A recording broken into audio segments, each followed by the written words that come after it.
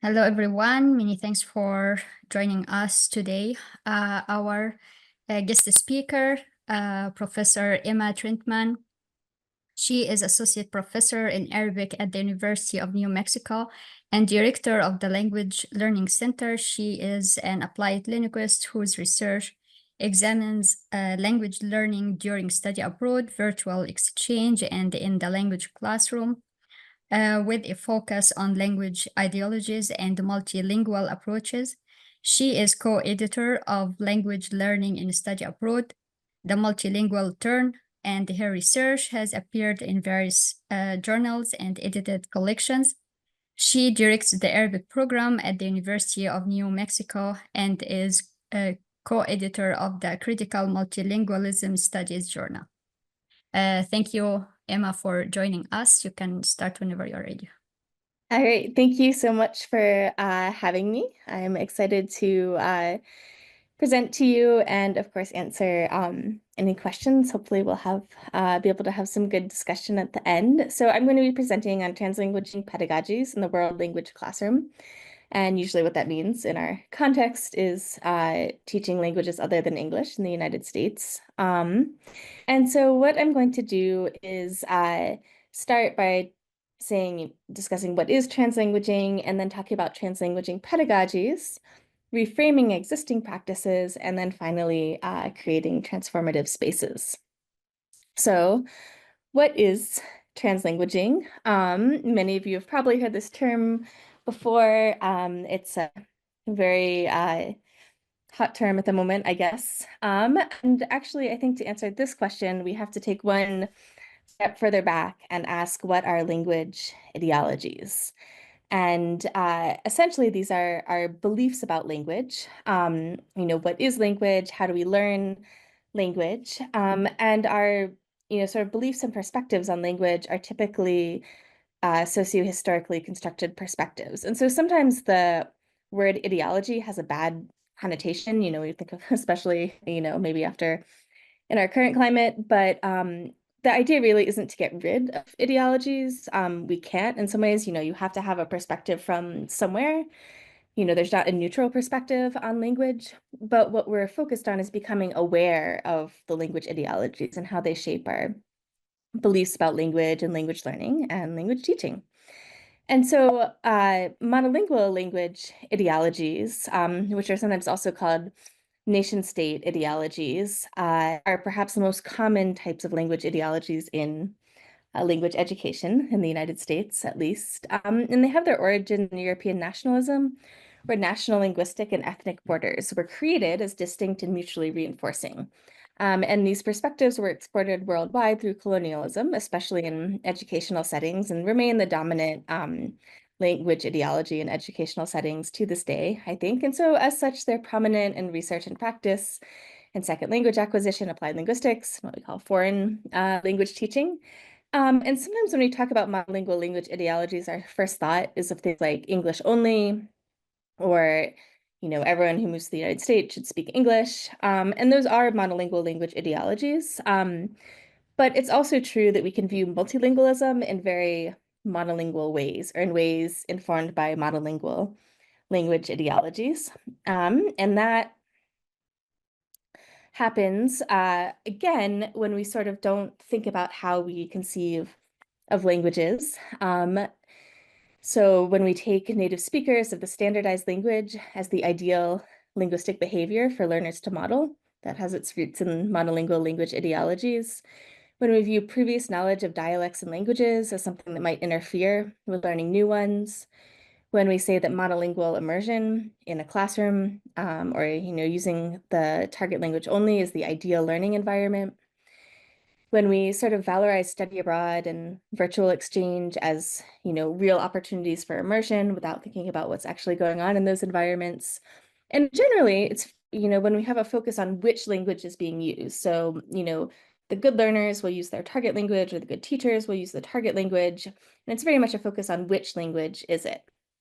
And kind of separating language from its larger context. So you can see on the side here, I have these separate circles, and really conceiving of languages as separate objects that we can analyze separately from their speakers. In contrast, translingual language ideologies, which are something that are perhaps not new, but are being discussed more, view language boundaries as fluid and socially constructed. And so you can see I have this diagram on the right here where, everything is kind of overlapping and the boundaries are fuzzy.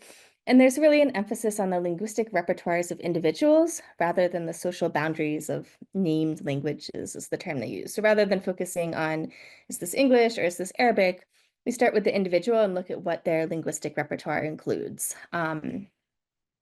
And of course, your linguistic repertoire, everyone's, all of us, shifts with time and lived experiences. And so sometimes this involves language learning, sometimes it involves moving to different places, sometimes it can involve a national event like COVID, where, masking and being vaccinated took on entirely new meanings. And sort of we had this worldwide. And what we look at is how from a translingual perspective is how individuals draw from their linguistic repertoires in contextually specific ways. And this includes in educational settings or when trying to learn. So the idea is to look at this intersection of the individual linguistic repertoire with other people involved, the environment, and so on. And the ways in which individuals draw from their linguistic repertoires may or may not correspond to the language boundaries that are created under these monolingual language ideologies. And there's a lot of different names for translingual approaches or approaches that take a more translingual language ideology. And so these include translanguaging, the multilingual turn, plurilingualism, and generally the distinction between these terms just comes from sort of the context or the academic setting that it developed out of. But it's also important to realize that, many of these perspectives on language aren't necessarily new. They may have existed in pre-colonial times or, prior to the strong emphasis on language boundaries, developed during European nationalism. And so translanguaging theory in particular is the one we often hear about. And so this was developed as a theory and practice in bilingual and heritage educational settings. And so it has a strong social justice orientation because the settings in which it was developed often overlap with speakers or language users who are more marginalized in their social settings. And so there's really an emphasis on recognizing and valuing the linguistic resources of marginalized populations rather than taking a deficit perspective and saying, well, they don't sound like standard speakers, kind of questioning who is a standard speaker and what power dynamics are there. And so this is less common in world language classrooms, but I think there's a lot of reasons why this perspective is equally important. And of course, world language classrooms can cover a wide variety of students and populations. We may not be teaching marginalized students, but attention to these power dynamics can still be important. And so we have this definition from some well-respected scholars on translanguaging. And so this is the definition they give, that it's the deployment of a speaker's full linguistic repertoire without regard for watchful adherence to the socially and politically defined boundaries of named, usually national and state languages. And so, we tend to notice translanguaging when we think of it like mixing languages or sometimes as code switching, because this is what we notice. We're used to language boundaries, especially as language teachers. But I mean, again, translanguaging is really just drawing from the linguistic repertoire in contextually specific ways. So I mean, you could say I'm translanguaging right now because I'm choosing my language and my choice of words based on the audience. And so I know that, if I started switching into Arabic, although I am going to give some Arabic examples, Susie would understand, but, I don't know everyone. So, I'm thinking about that part of my repertoire. And, we focus on language, but of course, this extends to other ways of, body language and cultural expressions and other ways of making meaning. And so I think one really interesting thing to consider when we talk about translanguaging and especially about linguistic practices, something that's often confusing is, what's the difference between translanguaging and code switching? And as I just mentioned, the code switching is what we kind of tend to notice, again, because it's unusual or we're interested in it. Translanguaging can go beyond that, but there's also a slightly different perspective in terms of how we analyze things that are crossing socially determined language boundaries. And so this is a quote from a research participant I had, and he's talking about why he wanted to be a language partner. And so he's talking to me, so that's important. And so from a code switching perspective, and so what he's saying is, for me, he wanted to improve his language skills and also present the true image about the, he's talking about, like, as his friend mentioned, this is very common in Arabic speakers to, give a true image of the Middle East and Islam or about Arabs and not these stereotypes that we have. And so when he says this, he starts off in Arabic and then just to English and then back and so on. And so from a code switching perspective, we would probably focus on, which language he's using at which time. So he starts off, بالنسبة إلي أنا أول شيء مهم إثبات قدراتي اللغوية. So he starts off in Arabic and he switches to improve my language. And وزي ما حكى Nadim refers to his friend, the true image about the Middle East and Islam are about Arabs. And so which parts are in English, which parts are in Arabic, and why might that be? And so we're really taking the code's perspective, so focusing on the languages themselves. Whereas from a translanguaging perspective, we could look at the exact same utterance. So he didn't change anything about what he said. We're just changing the way we are looking at it. And then you might say, okay, so here's this speaker, Ghanam, that's a pseudonym, and here's his linguistic repertoire, and it overlaps with English and Arabic and also Russian, which he's not using in this utterance because he's talking to me and I don't know Russian, so that wouldn't work out very well. And he's kind of drawing from the context, speaking to someone who is also bilingual in English and Arabic to switch back and forth. And so looking at it as, his unified linguistic repertoire and not so much a switching, but a matching of our linguistic repertoires. And so what I'd like to invite you all to do now is to think a little bit about your linguistic repertoire. So if we take this perspective of starting from the individual linguistic repertoire, what is yours? How has it shifted over time? How do you draw from it in specific contexts? And so, of course, our linguistic repertoires include, socially named languages that we think of in our classroom, like English or Spanish or Russian or Arabic.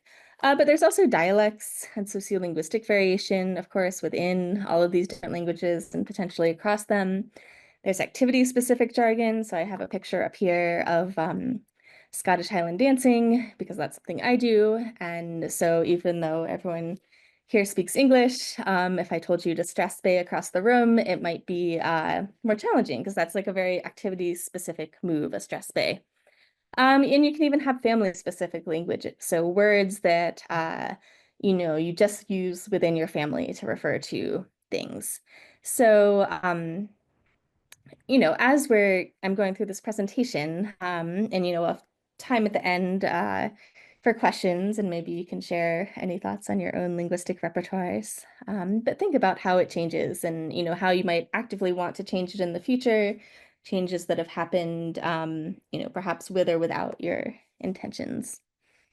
And so that's the introduction to translanguaging from like the theoretical perspective. And then we move into translanguaging pedagogies, which are specifically focused in educational settings. And so translanguaging pedagogies really emphasize recognizing and using the full linguistic repertoire to learn content and language. So seeing everything in the linguistic repertoire as something that's there and a resource we can use in the classroom. And so we try to encourage this intentional and strategic use of the full linguistic repertoire and see that, as a skill, deploying the full linguistic repertoire, not as a failure to be monolingual in the target language. And of course, one concern people always have, especially language teachers, when we talk about this is, well, then, students are just going to use English all the time. And so it's important to recognize that, taking a translanguage perspective and thinking about using the full linguistic repertoire doesn't mean we can just do whatever we want at any time. that's not going to work out well in most situations, but also in a language class, our goal is to expand the linguistic repertoire to include certain linguistic resources associated with our target language. And so that's the question that I like to return to, is how can we build upon our students' full linguistic repertoires to expand them? So taking these existing resources and then expanding them. And so some of the things that are hallmarks of translanguaging pedagogies as well are, again, paying attention to the intersection of language and power. So understanding how these languages got to be codified, who were the people that had the power to do that, particularly when we focus on standardized forms. Discussions of colonialism, racism, gender, ableism, and other social inequities are part of this discussion in the classroom.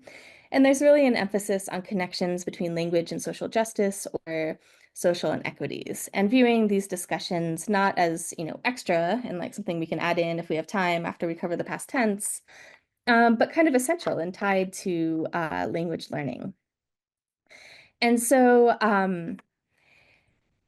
again, we went from the theoretical to the theory about the pedagogies, and then the question, usually we have is, what does this actually look like in class, when we're with our students? And so I'm going to present this in two ways, talking about reframing existing practices, which is more focused on the using the full linguistic repertoire, and then also creating transformative spaces, which is more focused on drawing attention to social inequities. And then hopefully we'll have time for questions and discussion where we can get more into this.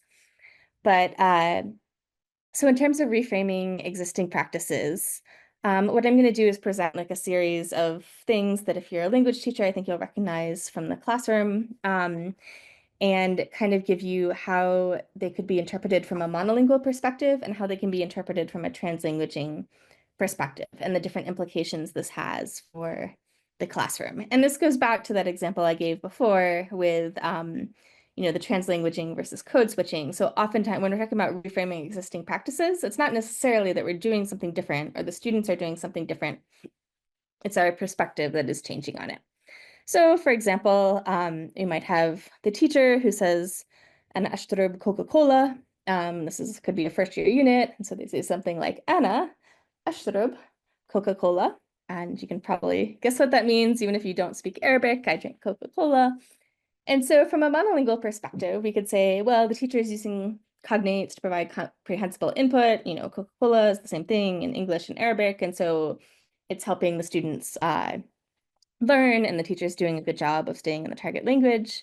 From a translingual perspective, we would look at the strategic overlap between the teacher's linguistic repertoire and the student's linguistic repertoire. So this wasn't a random choice on the part of the teacher. The teacher was very strategically choosing ways in which the linguistic repertoire overlaps.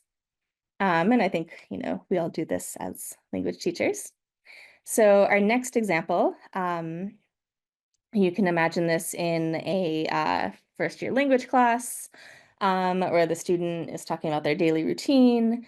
And so they start off in Arabic, في الصبح بروح عملي في مكتب health insurance, and then they, aren't sure how to say health insurance in Arabic. They continue. وبعدين عندي 3 فصول اللغة العربية والتاريخ وceramics. And so, again, you can see Arabic, yes, good. They know that how to say that in Arabic and history, but maybe not ceramics. And then the teacher, is gonna respond and say like, oh, جميل بتحب العمل في مكتب التأمين الصحي. So, and giving them the word for health insurance in the response. And so from a monolingual perspective, we might say, oh, the student's doing a pretty good job of using mostly Arabic and we'll ignore a little English. So again, we see this focus on, which language is the student using? And then the teacher is good because the teacher is keeping it all in Arabic. So again, we have kind of this focus on whether or not the student and teacher are using the target language. From a translingual perspective, we might say that, the student is just strategically drawing from their full linguistic repertoire to continue their sentence in Arabic rather than stopping because they didn't know a particular word like health insurance. And then the teacher is recognizing this gap and helping them expand their repertoire by filling in the vocabulary. So again, if we go back to the idea of our language classes being ways to expand linguistic repertoire, we're focusing more on strategic ways to align that. So our next example is would be in small group work. So the idea is that the students have been put in small groups and they have to prepare a skit that they're going to present at the end of class. In this case, about what they're doing on the weekend. And so you can see in the small groups, student one might say something like, so you could ask me if I'm going to a cinema, and I'd say, la, عندي واجب كتير, so no, I have a lot of homework. And then, so they're kind of, you see more mixing of languages, and they're kind of preparing it and like thinking about how they're going to structure their skit in using English, and then, some words in Arabic. And then when they're in front of the class, they present this monolingual skit. So تروح السينما يوم السبت أكيد لا عندي واجب قوي لفصل العربية. So no, I have too much homework for Arabic class. And so from a monolingual perspective, this is the type of behavior that often frustrates teachers. The students use too much English in their small group work. And we might say, well, at least they used Arabic when they were presenting, but why are they always talking in English in their small groups? And from a translingual perspective, we're focused on what they're doing at each point in time with language. So we could say that students are using their full linguistic repertoire to work together in the learning process.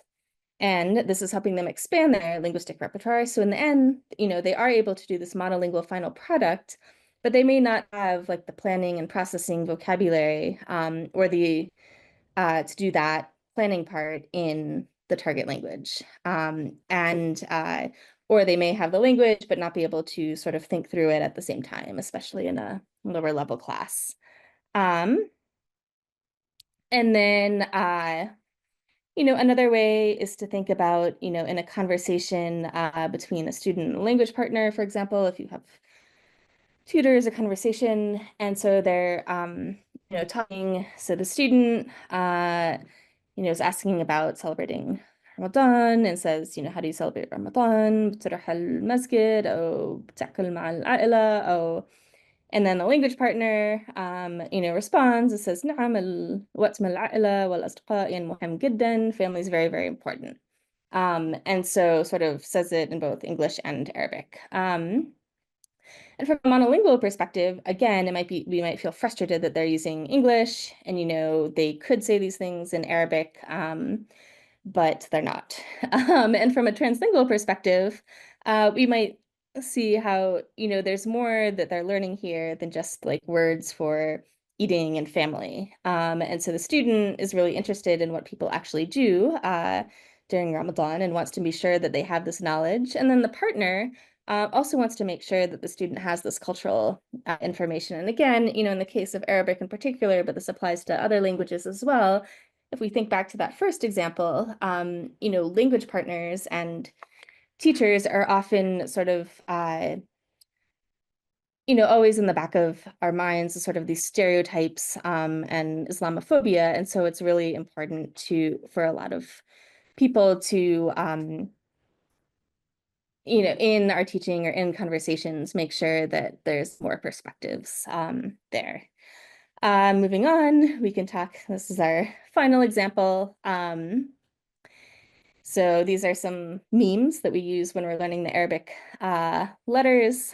So these are that when you have the names of the letters, it makes a joke. So when I saw you, I was like, wow, is the name of this letter. In Arabic, feel is elephant. So this is a bilingual joke. I feel good. And then the name of this letter is meme. So I was a meme before the internet. And again, from a monolingual perspective, we might just say, oh, these are kind of funny jokes, like they help engage students. The reality is that none of these memes, and then we have this poem here, which again is, drawing on like similarities between English words and like how the Arabic letters sound. So no pain, no ghain, no gain.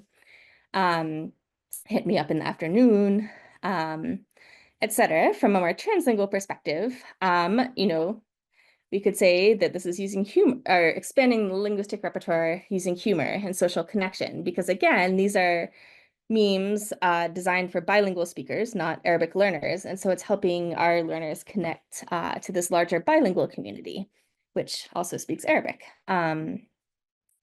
And so finally, to conclude, again, to return this to this question that people often have, does this just mean my students can do whatever, whenever they want? Aren't they going to be lazy and just use English? And so again, it's important to remember that this idea that the students will be lazy and just use English is still a monolingual perspective, because it's still focused on which language are they using and, which one are they aren't. And so I think a better question, that we can encourage our students to ask, are my linguistic choices helping me expand my linguistic repertoire the way I want? And again, going back to that strategic choice and really thinking about how we're using all of the resources that we have in our linguistic repertoire to expand it. And so if I go into a language class and just decide that I'm going to use English, I'm probably not going to have a satisfying answer to this question. And so at this point, and again, I'm sort of going to go through everything and then have questions, but I want you to think, how are you already using translanguaging pedagogies? Because often we are, and we just haven't thought about it that way before. And this is what I mean by reframing existing practices, is that there's often, in any language class I've ever been to, whether or not the teacher has ever heard of translanguaging or the students have ever heard of translanguaging, these types of practices exist. And so what perspectives can we have on them? So moving on to the idea of creating transformative spaces. And this is, again, where we're trying to sort of connect language learning to larger power structures and social structures. So we want to make sure, one way of doing this is to recognize and validate students' existing linguistic competencies.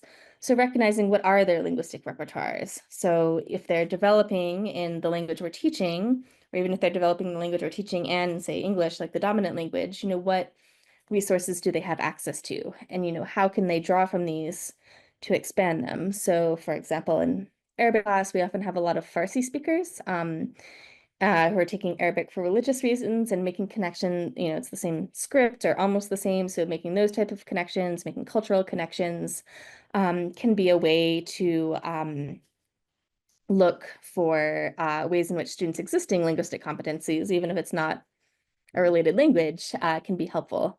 And then also thinking about how global structures of inequity position these linguistic repertoires. And this can be very important for heritage students in our classrooms, particularly if they're coming from dialect backgrounds that are stigmatized or marginalized. So thinking about, how does this fit into our classroom, and how do those resources, again, that they have, help them learn what we're teaching. And a lot we have to have these discussions explicitly because people assume that, their dialects are bad, or their, parents don't speak correctly, and we'll see things like this, or their parents will even say it about their own dialect. And we can have a discussion about that. And then also another way is recognizing the very multilingual nature of a lot of language learning situations. And so I do a lot of work on study abroad and virtual exchange. We've already talked about the classroom. Sometimes we have community engagements where we talk to, Arabic speakers in Albuquerque. And all of these are multilingual settings, often whether we want to recognize it or not. So something like study abroad, this is the book I co-edited, but in all of these chapters in a variety of contexts, we see that, students are going abroad with multiple languages. The people they encounter abroad also speak multiple languages. And so it's not, sort of this imagined monolingual immersion, that if we go back all the way back to the discussion of monolingual language ideologies and thinking that, well, I'm going to France, I'm going to speak French, or I'm going to Egypt, I'm going to speak Arabic, because this is the language boundary or the political boundary, and then this is the language boundary within it. So often we find that sort of the students who are most successful at language learning and virtual exchange and in study abroad are the ones that are really adept at sort of navigating these multilingual situations and using their resources to learn. And this is, I think, especially important in the world language classroom and in going back to these sort of social structures, the power of global English. So most English speakers are going to find English speakers abroad in Egypt or France or anywhere. And so this can sometimes mean shifting from seeing this as a threat to our language learning to a resource to navigate and to help us expand our linguistic repertoires. I can get more into that. I want to try to discuss several things, but I can get more into that in the discussion. And one thing, in the early classroom examples I gave, we were talking, they're mostly focused on students learning, and the idea was they were translanguaging to build up their skills. But I do want to emphasize that it's not, translanguaging isn't just a scaffold until you become monolingual. So sometimes, and we see this in multilingual situations and with multilingual speakers, this is the goal. So I have this quote from a student who was studying in Oman. He is from the United States, so he speaks English. He's a heritage learner of Spanish, and he was studying Arabic. And then he met this friend in Oman who was Omani, and so spoke Arabic, and then also spoke English and was learning Spanish. And so they kind of had this trilingual repertoire that they would use with each other. And what you can really see in this quote is that this was a fairly advanced student, and he certainly could have been monolingual in Arabic or English or Spanish if he desired. You can see that it's really important to his friendship with this person he met abroad to have these three languages together. And so, this makes him feel like he's a complete person. And when he's with this person, he also has this overlapping trilingual repertoire. They feel like, I mean, both of them, I suppose, we're assuming about the partner, but they had a lot of trilingual conversations, and this really connected them. So it's not necessarily about translanguaging until you can become monolingual. That's often, we build our identities through translingual settings. So also, I mean, attention to different languages and different dialects. So this comes up in Arabic all the time, but of course, all languages have dialects. And so one thing we try to do in our classes is, to use examples representing a variety of linguistic repertoires in class, and not necessarily just the ones that are viewed as prestigious or common. And so, for example, in our holidays unit, we have one of our instructors is from Yemen, and so he recorded this video about Eid al-Adha in Yemen, and Yemeni is not really considered a uh, common Arabic dialect for teaching, is I guess the way to put it. And then we have this one about some Christian children in Egypt, and they're actually, they use a lot of English in this video. So they refer to the holiday as Christmas instead of Eid al-Milad, the more specific Arabic term, and they'll say things like, Anas Batilibus red with green. So the people are wearing red and green, and the red and green in English. And so what we try to do is when we use these videos is really try to draw the students' attention to the sociolinguistic and pragmatic features and make connections with other dialects if they know them, especially if they're heritage features, connections to other languages. So things like grammatical gender, which we don't have in English, exists in a lot, French and Spanish and other languages unrelated to Arabic. And then really making them aware of different connections they might have with linguistic variations. So in Arabic, we have formal Arabic and dialectal Arabic, and how is thinking about, well, when you're giving a class presentation, how is that different than when you're talking to your friends at a party? And then again, even though we're giving them these different resources, we have clear expectations for production. So we're asking them to describe a holiday. And then also, and we're not asking them to describe it in every single dialect that they've heard a video on a holiday from. But focusing on, it's really important to be able to understand people who speak in a variety of dialects. And so what you can understand is different than what you can produce. We also try to engage in explicit discussions of language ideologies, so helping students identify, describe, and understand language ideologies and how these connect to social identities. I give a presentation sort of similar to this one, but a little more simplified in the language class sometimes. And, having them, oftentimes students have just assumed that the goal is becoming like a native speaker without ever really thinking about what this means or, whether it's possible or, are you really trying to become a monolingual native speaker of a language? Probably not, because you're not trying to get rid of the other languages that you know. And you're not really trying to change where you were born or who your parents were. So having them, just think about some of these things. What does that mean? Taking a critical approach to standardized forms. So pointing, when we say that this is standard, what does that mean? Who made it standard? Who was the one, or, what group of people were able to standardize it? And then, this can connect to other social categories. So racial-linguistic ideologies is one that comes up a lot with language learning. What assumptions are we making about people based on how they look and what languages they use, and what types of language that might be. And I'm going to try and finish up so we can have a discussion, but we can talk more about this. And then the final thing I just wanted to mention was assessment, because this is also something that comes up often as a challenge for these translanguaging perspectives. We don't always have control over the language assessments our students will take. It could be something like an OPI, which is very strict, or, a government test. And these are very much rooted in monolingual language ideologies. They're not going to look for students translanguaging. They're going to look for a very specific monolingual standardized form.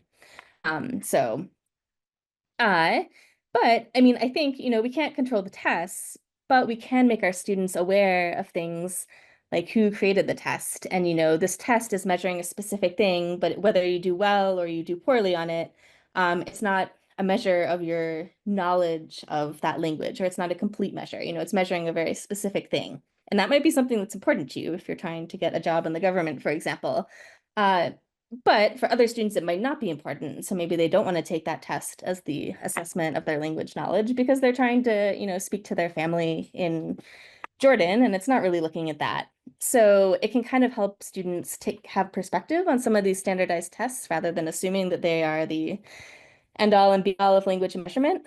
And also, I mean, there's very limited research on this, but the research that is there from the Seltzer and Wassel article is that, some of when we're focused on how we're using language and drawing attention to these different dialects and different languages and why people are using them, it requires a pretty high level of metalinguistic awareness and like thinking about language and, very specific parts of language. So adding this before the verb or not adding that and what, how that's socially connected.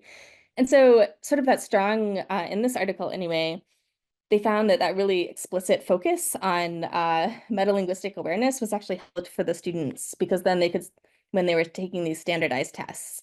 And so they were sort of able to look at them, from a perspective of this isn't the only test or the only measure of my competence, but also, I have these analytical skills to really focus on doing well on this particular type of test. And so, obviously we need more research and discussion in this area, but I think that's it. So now that I've talked a little bit briefly about how these transformative spaces through translanguaging practices, you can think about how you're creating them or how you can creating them.